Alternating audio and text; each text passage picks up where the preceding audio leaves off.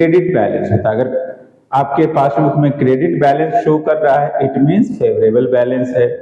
Cash book में अगर debit balance show कर रहा है इट मीन्स वो फेवरेबल बैलेंस है। और इसके उल्टा कैश बुक में अगर क्रेडिट शो करने लगे तो इसका ये मतलब है कि विड्रॉल ज्यादा हुआ है और डिपॉजिट कम हुआ है, वो ओवरड्राफ्ट का सिचुएशन है और उसे हम अनफेवरेबल के तौर पे भी जानते हैं। The credit balance as per the cash book indicates bank overdraft. In other words amount withdrawal is more than the amount deposited। अब फेवरेबल बैलेंस में होता यह है, फेवरेबल बैलेंस में फर्म का डेबिट बैलेंस होता है और bank passbook credit balance show करेगा। लेकिन अनफेवरेबल या ओवरड्राफ्ट की सिचुएशन में फर्म का क्रेडिट बैलेंस शो करता है कैश बुक, जबकि बैंक का पासबुक डेबिट बैलेंस शो करता है।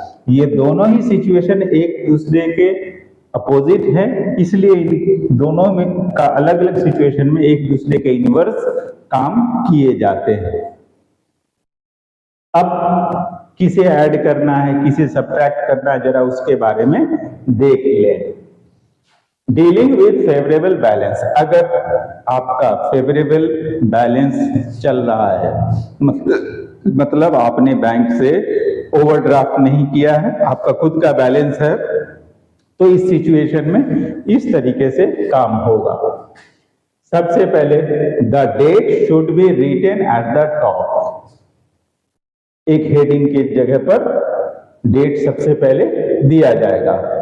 The first item should be balance shown by the cash book, it could also be the balance as per passbook. उसके बाद सबसे पहले बैलेंस जो आपका कैश बुक शो कर रहा है, वो यहां पर हम कैश बुक वाले बात को लेके चल रहे हैं, कैश बुक शो करेगा, लेकिन पासबुक को भी आप रख सकते हैं बैलेंस को, लेकिन उसमें जस्ट इसके इनवर्स काम करना होगा। जो यहां हम ऐड कर रहे हैं उसमें लेस करना होगा, जो यहां लेस करना है वहां ऐड करेंगे। तो पहले तो हमने हेडिंग की जगह पर डेट डाल दिया और उसके बाद कैश बुक का बैलेंस रिसीव कर लिया। अभी हम कैश बुक को फॉलो कर रहे हैं। Cheque deposited but not collected, cheque deposit कर दिया लेकिन अभी तक बैंक ने पेमेंट कलेक्ट नहीं किया, तो हम उसे डिडक्ट कर देंगे, मतलब लेस कर देंगे उस बैलेंस में से।